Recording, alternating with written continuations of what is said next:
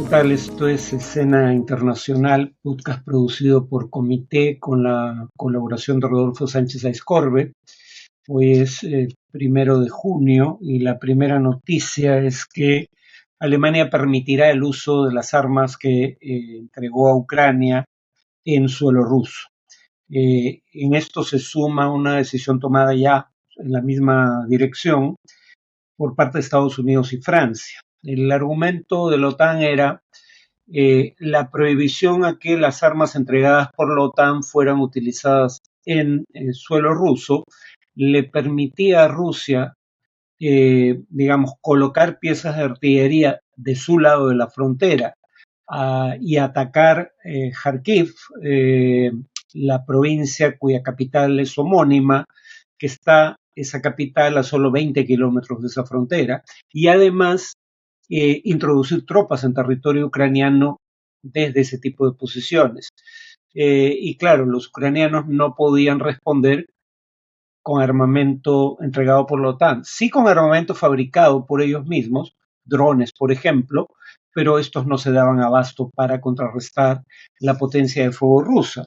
Y eso había permitido avances recientes de Rusia sobre el terreno que explican ahora esta decisión de los países de la OTAN de permitir que sus armas sean usadas no en profundidad dentro del territorio ruso y no contra objetivos civiles en Rusia, pero sí contra tropas rusas que desde el lado ruso de la frontera atacan posiciones dentro de Ucrania.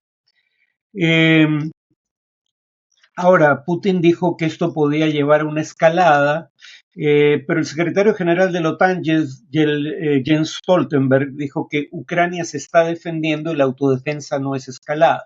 Yo tiendo a creer que esa escalada anunciada por Rusia no se va a producir, pero en todo caso es un paso que podría llevar en esa dirección. La segunda noticia es que Estados Unidos presentó una oferta israelí de alto el fuego en Gaza. Solo conocemos lo que Biden ha revelado sobre su contenido, el presidente de Estados Unidos, y él parte de la premisa de que aunque jamás no ha sido totalmente derrotada en el plano militar, dijo ya no es capaz de ataques de gran escala como los del 7 de octubre de 2023. O sea, sugiriendo que el objetivo israelí de la destrucción total del aparato militar de Hamas no era ni plausible ni necesaria, ¿no? Eh, Además, el plan contendría 3 fases. La primera sería 6 semanas de alto al fuego, en donde las tropas israelíes se retirarían de las zonas pobladas de Gaza, pero no del conjunto del territorio, y se liberaría por parte de Hamas a rehenes, en particular los más vulnerables, mujeres, ancianos y heridos. A cambio, Israel excarcelaría a lo que también son rehenes palestinos, porque no están detenidos bajo condiciones que respeten normas elementales de debido proceso. Son detenciones llamadas administrativas que no requieren que el caso sea visto por un juez ni la presentación de cargos formales. Eh, Dentro de esta primera fase, la ayuda humanitaria aumentaría a 600 camiones diarios y es sintomático que esto tenga que negociarse. Es algo que le ordenó a Israel la Corte Internacional de Justicia. Durante esas 6 semanas se negociarían detalles de la segunda fase para, cito, palabras de Biden, el final permanente de las hostilidades, la liberación del resto de los rehenes, incluidos soldados, y la retirada israelí de Gaza. Esta va a ser obviamente la fase más difícil, porque tendrían que ponerse de acuerdo Hamas y Israel en las condiciones para que esto ocurra, y estamos hablando de solo 6 semanas para una negociación. Netanyahu ya indica, presumo que en un discurso orientado a los más extremistas dentro de su propia coalición de gobierno, que en realidad la guerra no va a terminar hasta que jamás sea destruida. Eh, Bajo esas condiciones probablemente no habría acuerdo, pero está por verse si esa es realmente la posición que va a sostener en las negociaciones el gobierno israelí. Por último, la tercera fase sería un, cito, gran plan de reconstrucción en Gaza y la devolución de los cuerpos de los rehenes muertos. Biden llegó a decir que aquí la idea es que Hamas no retorne a un eventual gobierno de Gaza tras el retiro israelí. O sea, no solo no gobierne Gaza, no sea siquiera parte de un gobierno en la zona, pero no queda claro quién gobernaría Gaza en esas circunstancias. Y la siguiente noticia es que el expresidente Trump fue hallado culpable de todos los cargos que se formularon en un juicio en el estado de Nueva York. Voy a hablar de esto en la sección de análisis. Originalmente iba a hablar de las elecciones en México, eso queda para después de las elecciones que se realizan el domingo. Pero bueno, el punto es que la deliberación fue más corta de lo esperado y un jurado de 12 ciudadanos de Nueva York condenaron a Trump por los 34 cargos que se le formularon, que tienen como centro fundamental la idea de que intentó influir ilegalmente en las elecciones de 2016 al pagar dinero a la exactriz porno Stormy Daniels, ese es su nombre artístico, por su silencio en torno a un affair que ella dice haber sostenido con Trump. Eh, la sentencia del juez recién se conocerá el 11 de julio. La falsificación de registros financieros puede llevar una pena de hasta 4 años de cárcel, pero el fiscal del distrito de Manhattan a cargo de la acusación, Alvin Bragg, no reveló si tenía la intención de pedir una pena de cárcel y de cualquier manera el juez podría decidir no imponerla aunque ésta sea solicitada por la fiscalía. El hecho de que haya sido condenado e incluso si fuera condenado a pena de prisión, no impedirían que continúe con su campaña. Ahora, como dije, este también va a ser el tema de análisis y si bien yo no soy abogado, mucho menos especializado en las normas legales del Estado de Nueva York en los Estados Unidos, y lo mío es más bien el análisis de la política internacional, en realidad no se puede hacer análisis de la política internacional sin describir lo ocurrido en el plano jurídico, en la medida en que lo entiendo, obviamente, dado que no soy especialista. ¿De qué se acusa a Trump? De haber llevado una contabilidad ilegal para ocultar el pago hecho a Stormy Daniels, del cual acabo de hablar. Y además la fiscalía dice que no es que pretendiera sobornar a Stormy Daniels para que su silencio no afectara, digamos, la tranquilidad de la familia de Trump, sino que lo hizo para que la revelación de su infidelidad no afectara su campaña electoral, es decir, quiso que influyera sobre el resultado electoral. Eso es lo fundamental de la acusación fiscal, esa es la parte que algunos consideran difícil de probar, pero la explicación que dio el fiscal parece haber satisfecho a los 12 miembros del jurado.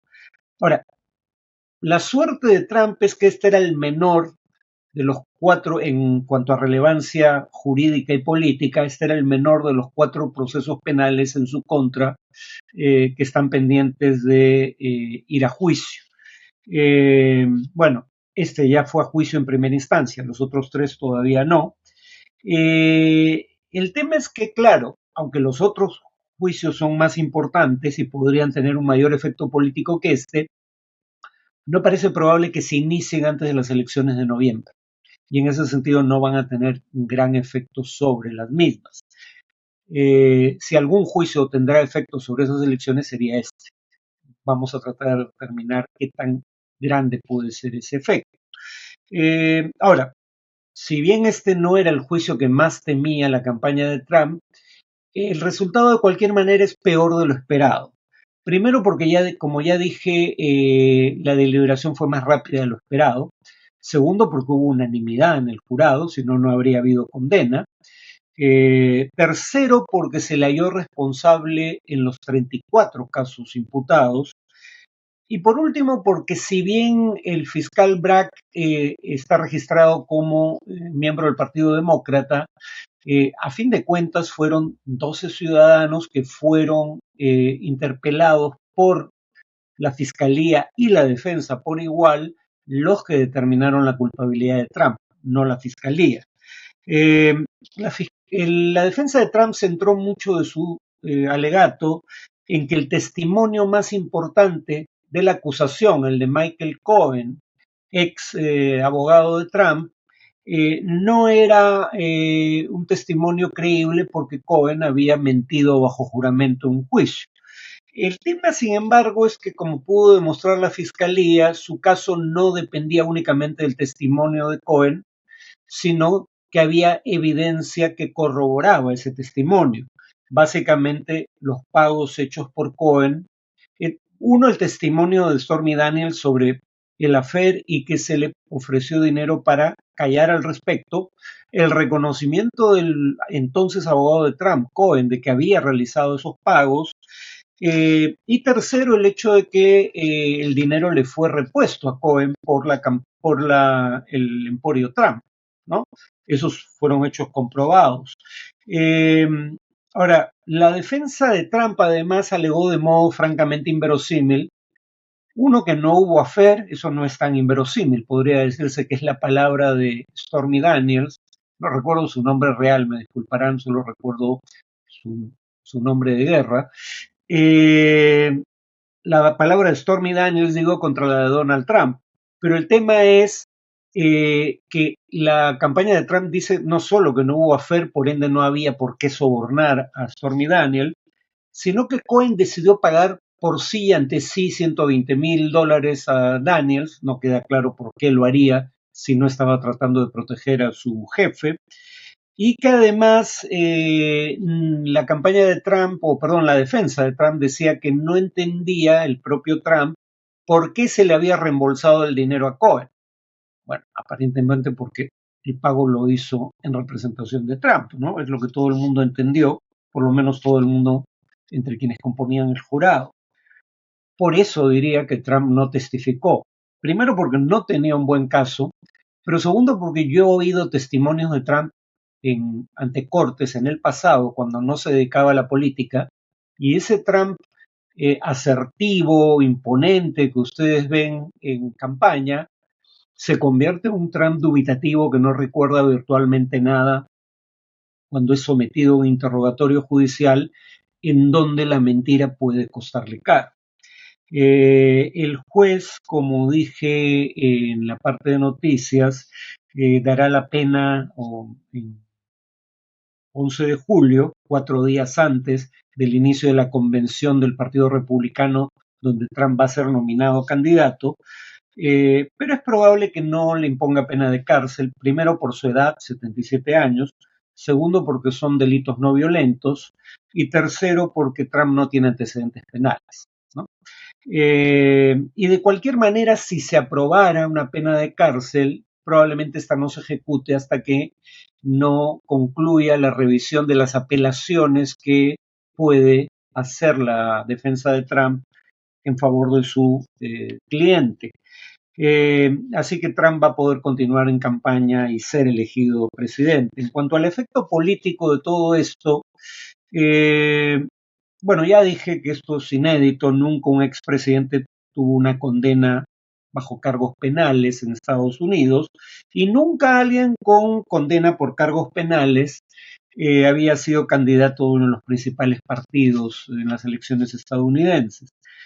En cuanto a las encuestas, yo diría que hay que tomarlas con un grano de sal, ¿no? Bloomberg a principios de este año, con otra entidad, realiza una encuesta en donde 53% de los votantes en estados pendulares, es decir, esos 6 o 7 estados que son los que van a definir la elección, a diferencia del resto de estados donde uno sabe de antemano quién va a ganar, 53% de votantes en estados pendulares decían que no votarían por Trump si recibía una condena. Esto parecería algo, digamos, suficiente como para garantizar su derrota, pero yo diría que no hay que apresurarse.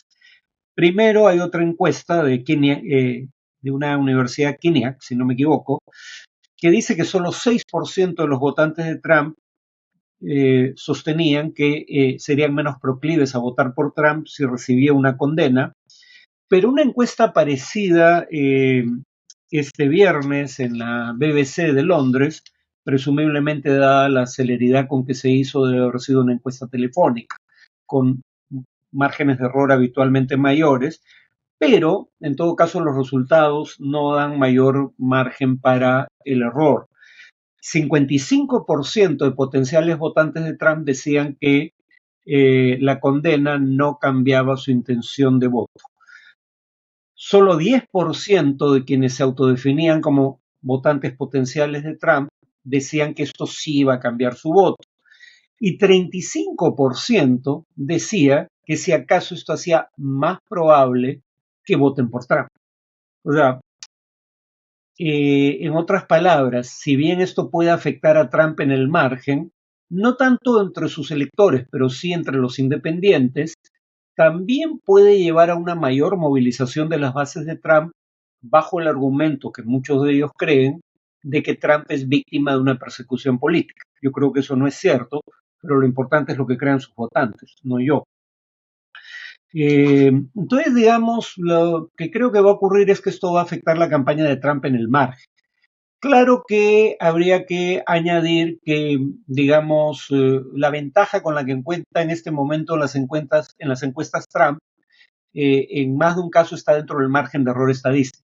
Entonces, si estoy diciendo que esto puede afectar en unos muy pocos puntos la tendencia electoral, por lo menos en este momento, en noviembre pueden surgir tantas cosas que cambien las tendencias, que es difícil saber si lo que veamos ahora se vaya a proyectar hasta entonces. Pero si esto cambiase 1 o 2% las tendencias, podría ser suficiente para que Biden pase adelante en las encuestas.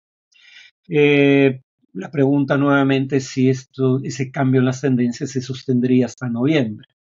Yo diría que probablemente no, porque primero es una condena en primera instancia, no es una condena firme, esa Trump va a apelar. Segundo es por un crimen menor. Tercero, el cargo más serio, el de que intentó interferir en el resultado electoral, es el más complicado en cuanto a elaboración argumental. Y las encuestas ya revelaban de antemano que mucha gente no creía que Trump fuera culpable de haber intentado interferir en el resultado electoral, al menos no por este cargo, por estos cargos, y en cualquier caso tenían dudas o no entendían bien el argumento. Y además, todo lo que se ha sabido en el juicio, o casi todo, se sabía básicamente desde hace 6 años, cuando estos temas se dieron a conocer, cuando Michael Cohen decide testificar en contra de su antiguo jefe, ¿no? Entonces yo creo que podría tener un efecto en el margen, o sea, 1 o 2 puntos cuando mucho. Eso podría ser suficiente para que gane Biden, pero yo diría que eso está por verse. No me atrevería a decir que esto es un parteaguas en la campaña. Bueno, eso es todo por hoy. Nos vemos en el siguiente video.